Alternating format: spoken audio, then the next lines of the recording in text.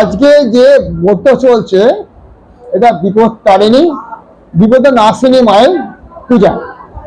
মা সর্বঙ্গা দুর্গা ইনি কালো কষ্টি পাতারে খোদিত দুর্গা মূর্তি, তাই মায়ের বার্ষিক পুজো দুর্গা পুজো বার্ষিক উৎসব হয়।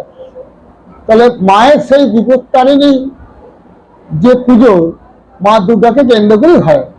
প্রতি বছর আষাঢ় মাসে শুক্ল পক্ষে রথযাত্রার পর যে শনি আর মঙ্গলবার আসে সেইগুলোকেই বলা হয়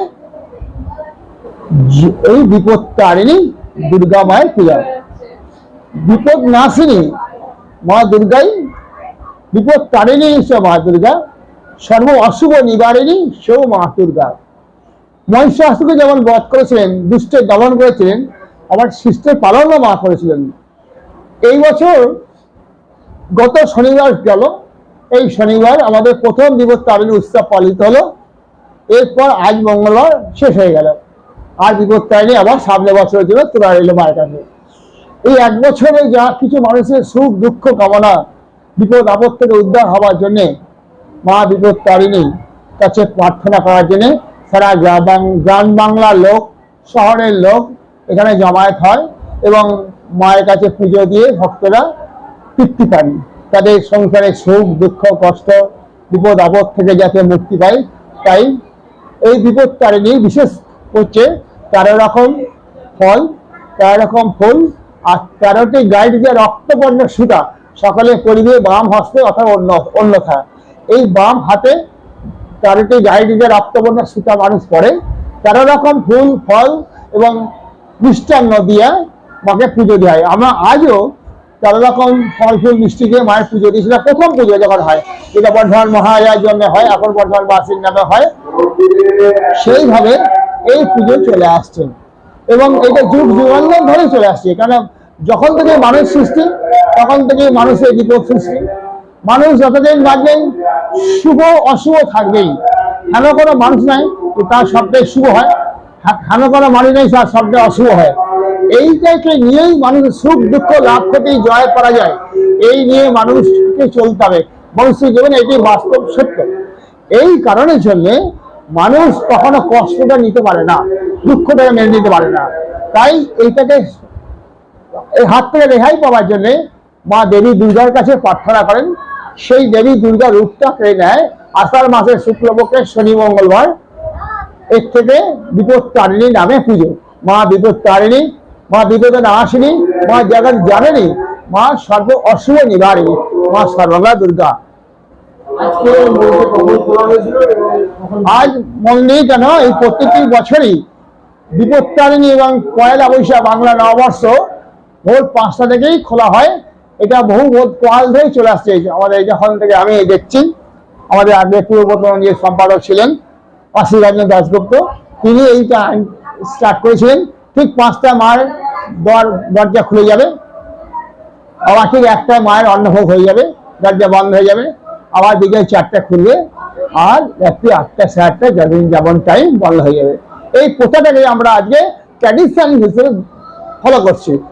এটাই চলে আসছে, আগামী যুগ হবে এরকমই চলবে। ভক্তদের জন্য আজকে বুকের ব্যবস্থা রয়েছে। ভক্তদের জন্য আমার তো রোজই ব্যবস্থা আছে, তবে আমরা সবটাকে বিনা পয়সা দিতে পারি না। বছরে একদিন বিনা পয়সা সব ভক্তদের আমরা দিই, দুর্গা পুজো নবমী।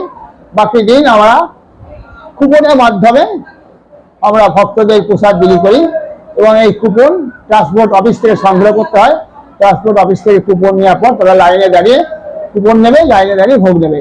এইটাই নিয়ম। বসে খাওয়ার ব্যবস্থা আছে এবং নিয়ে যাওয়ার ব্যবস্থা আছে। বসে খাওয়ার জন্য 50 টাকা করে কুপন, আর নিয়ে যাওয়ার জন্য 60 টাকা কুপন।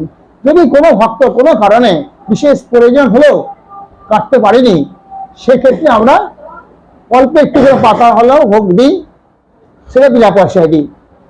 নমস্কার। নাম আমি ট্রান্সপোর্টের সদস্য অরুণ কুমার ভট্টাচার্য। আমার গ্যারেন্টি, খেয়ে দেখুন রাজনন্দিনী প্রিমিয়াম মিনিকেট রাইস, বাংলার নিজের চাল। রাজনন্দিনী মিনিকেট রাইস। রাই সেরিমোনিয়াল হাউস বর্ধমানের শাঁখারীপুকুর এলাকায় বরফকলের ঠিক বিপরীতে।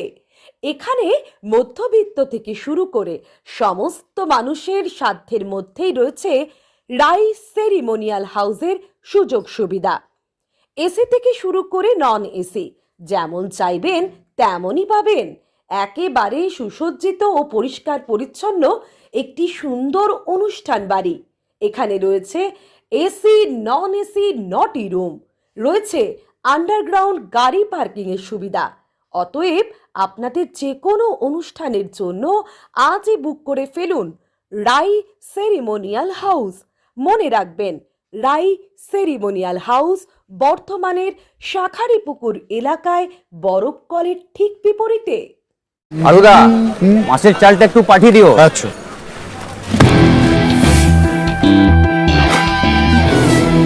বাঁশকাঠি না মিনিকেট? মিনিকেটই তো নি দাদা, তবে আগের মাসেরটা একদম ভালো ছিল না। আরো হ্যাঁ দাদা, এ মাসে ওনাকে রাজনন্দিনী প্রিমিয়াম মিনিকেটটা পাঠিয়ে দিবি। ঠিক আছে দাদা। দাদা, এটা ভালো হবে তো?